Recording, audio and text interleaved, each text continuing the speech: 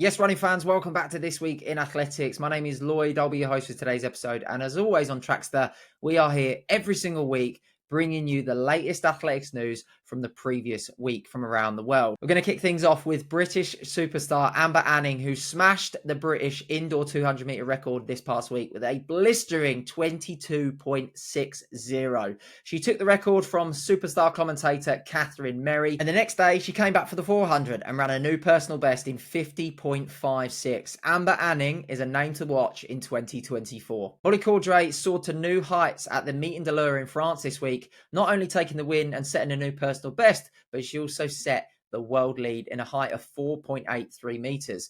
Now, not only was that a fantastic result for Molly, but she also secured 7th place on the all-time indoor list for European athletes. Molly Caudray can't wait to see what she's going to achieve this coming year. Ava Swoboda took the win in the Orlen Cup in Poland this past week in the 60 meters in a new world lead of 7:04. Back to the field, and we're going to go down under at the ACT State Champs, where high jumper Nicola Olislager equaled the Australian record with a new personal best of 2 meters and 3 centimeters to kick off her 2024 season. Now, with the Olympics coming up around the corner this summer, could Olislager not just be on the podium, but challenge for that gold medal for the Aussies? Nigeria's Toby Armusan set a new area record in a recent meeting in Astana in Kazakhstan for the 60-meter hurdles in 7.77 seconds.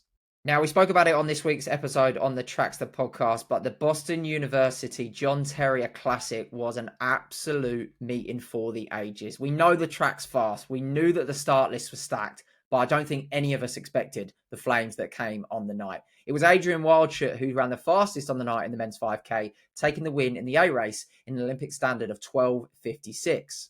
Now, I'd be here all night if I went through all of the sub 30-minute performances in the men's 5K, so I urge anyone to go and watch that meeting back, or at least check out the results. But I've got to give a shout out to our Great Britain athletes, Sam Atkin and George Mills, who both broke 13 minutes for the first time in their career.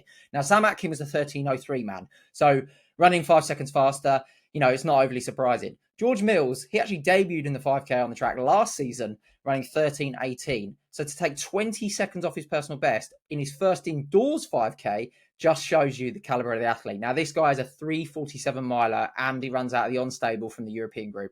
I mean, need I say more? Watch George Mills this season. And on this week's podcast for Trackster, I actually said there is no reason why we can't actually be talking about George Mills as a potential winner of the Olympic gold medal in the 1500 meters. He's got the speed, he's got the double threshold, he's got the mileage in his legs, and now he's got the 5K time to go with it. There is no reason why he's not in that conversation. In the men's mile, Colin Sahlman actually surprised a lot of people, taking the win in a new personal best of 3 minutes and 53 seconds, setting a new school record. And just 2 hours later, he doubled back for a cheeky little win in the 3K, running 7:59. Now, in the men's mile, not only did he win, and not only did he run very fast, he also scalped a lot of pro senior athletes. This kid is something special. Now, is he going to make the US team? Could he go to the Olympics? So many unanswered questions. Colin, let us know later in the season, yeah? Olympic silver medalist Chris Nielsen set a new world lead in the men's pole vault, clearing the 6 meter mark, setting 6 meters and 1 centimeter.